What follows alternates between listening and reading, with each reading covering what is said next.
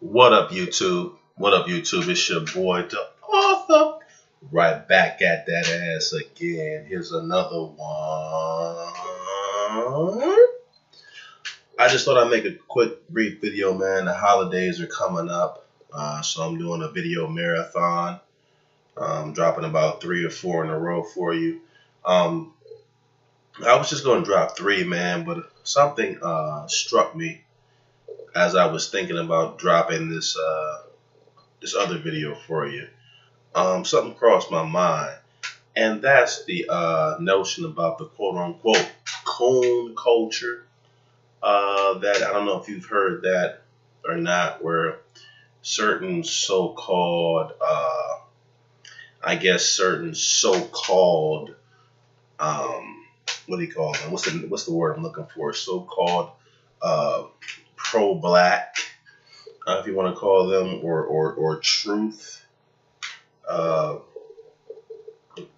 talkers, or whatever you want to call them, are saying that there is a quote unquote coon culture. I guess for them, the coon culture is I don't know if they're talking about the coon culture in terms of black men actually speaking up and against the rude behavior that they see coming from black females. Not to say all black men are perfect, but again, black men are held accountable more than black women in modern day America, and this is one of the reasons. Why the black females are so much more rude than black males on average. And you do have some very rude black males, but a lot of them are raised by black females, so they have those very feminine traits and characteristics. Very quick temper, known as violence, known as trying to promote violence as the first resort versus it being the last resort. But this quote unquote coon culture that everyone's talking about, I think they're referring to when blacks pretty much point out that the bad behaviors they see by the majority of black females out here. And it kind of surprises me because to me, a coon culture, coon is when you wanna, and coon is just a word that blacks used to use against other blacks who wanted to try to become more white, or blacks who had such low self-esteem that they had to mimic what the professional whites mimic their way of talk, their way of walk, and they call these blacks coons that wanted to mimic the middle class and rich whites, because they said, well, this coon can only have high self-esteem if he mimics, white, quote unquote, how white people walk and talk and how they use a higher pitched voice and stuff like that. But here's the thing, though, man. I mean, who came? You got to think about it. Now, the way blacks walk is the more. If you compare the way white middle class men, the way they walk versus the way the average black man walks. I mean, like now back in the 70s, a lot of black men would walk with the strut, and it's like they were swimming while they were walking. They had the George Jefferson walk. I don't know how many of you probably remember that. If you're like over 35, you might remember, or you can go to TV Land and see the reruns. But George Jefferson was the Jeffersons was one that was a spinoff of All in the Family. They were one of the first black sitcoms created in the 70s, along with Good Times and Sanford and Son and some of those other classics. But George Jefferson, he used to, that actor's name was Sherman Hemsley. He used to walk with that, that pimp type, like he was swimming when he was walking, like he was walking to a beat. But if you really think about who created the Jeffersons and the writers for these shows, who were these writers? And if the writer pretty much wrote the same for the character George Jefferson, then that's the way he wanted George Jefferson to walk. So a lot of what we think is black culture, how we're different from whites in terms of how the way we walk and talk, a lot of the ways we walk and talk was manufactured by other whites. I repeat, just like a lot of these blacks in these rap videos. I mean, you know, the rappers are in the videos, but they don't control the budget or the networks or the distribution. Someone allowed that rapper to look that way, to wear those chains. They're following a script, okay? And a lot of times the people behind these artists are rich white men. So if a rich white man, a lot of these black exploitation movies in the 70s where blacks walked a certain type of way with the pimp, and when they talk that, yo, what up, daddy, yo, that jive, you know. Now some of that stuff, now some brothers did have their own lingo on the street, but what Hollywood tends to do, they'll take a portion of what's true, wrap it into a big bucket of what they want you to see, and then they'll use that product and push that out to the masses. So, you know, the walk was an over exaggeration. George Jefferson's walk was an over exaggeration of how the average black walked during the time. So some of what we think of as black culture, a lot of us got that off of TV shows, and those TV shows were they weren't created or manufactured by us. Because the average black will look at that actor and say, "Oh, that actor came up with that walk or with that talk." But he can't even be an actor unless the script is approved by someone who wrote the script, people who had ownership to the rights of the script.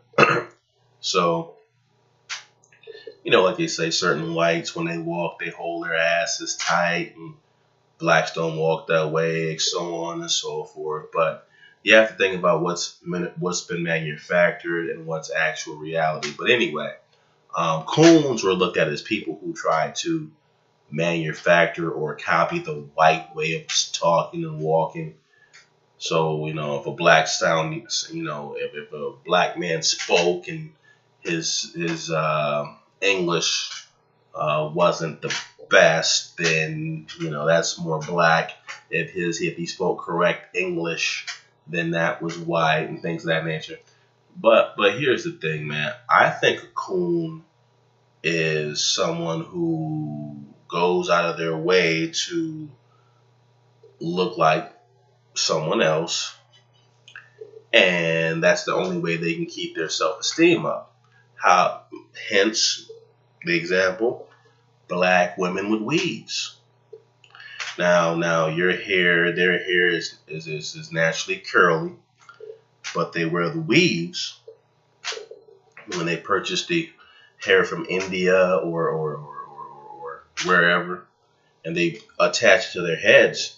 Now it's funny that these so-called people who are talking about the coon culture, they don't point to black women in terms of the weaves. They point to brothers talking about black women wearing the weaves, or black women turning the weave industry into a $1 billion business. And that money could be going into the black community, but it's not. It's going directly to other countries. So, i.e. in this country, but still, the money's going outside of the black community. So why isn't that considered cooning? So you can tell that the black woman is the forefront of this argument, because cooning should be, the Leatherface look. You know, you attaching someone's hair to your head, trying to look white, or trying to look, and excuse me for that, trying to look like something you're not, trying to mimic other races of women, i.e. Spanish, Middle Eastern, Asian, Malaysian, even mixed. We're trying to copy someone else's long, because you want long hair, so you attach someone else's hair to your head. because you don't like how your hair grows out in an afro. You don't like your own hair. To me, that's coonery. That's low self-esteem. That's Halloween. That's bullshit. But they're saying coonery is black men who talk about that with the weaves. And that's why I say it. The weak black men who are championing that mentality are bullied by black women. Because it's no way where you can sit up here and tell me that cooning is me talking about a black woman wearing a weave and wearing fake eyelashes, and that me talking about that is me being a coon, but her actually putting the weave on her head and wearing the fake eyelashes and that's and the skin bleaching cream, that's not being a coon. That's just her being her, and we should accept that.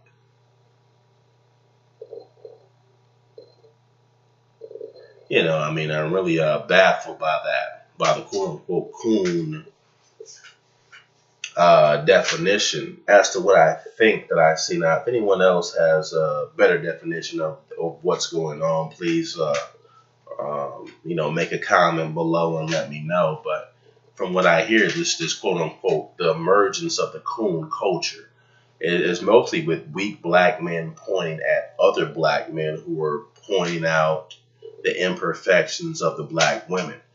They're not pointing out the bad habits and the bad hygiene that the black women have by purchasing dirty hair that may not even be, they don't even wash it a lot of times. But they're not pointing at the actual behaviors of the black women who play, and then they'll buy it and then play in it and without even washing it, and they'll keep it in their head for months on months, months and months at a time. They're not pointing to that as being a coon, because that's Halloween. They see you in the office, and a lot of the employees behind your back laugh at you because of that. But they're not pointing at that, but they're pointing at brothers who are talking about that are the coons. So I just want to make a quick video on that, man. Let me know what you think. Who is really a part of the coon culture? Who is really the coon? Is it the brother who's pointing out the discrepancy, or is it the brother who's talking about? Is the brother the coon for pointing that out? Well, we should just ignore that. If you say you want real men, you want all these qualities, yet you got fake hair, fake eyelashes. A lot of times you stuff your bra, a manufactured ass. Is the brother wrong for pointing out these flaws? But just let me know, man. Be sure to like and subscribe. And again, man, it's your boy, the author. And I'm signing out. Y'all have a safe holiday. All right.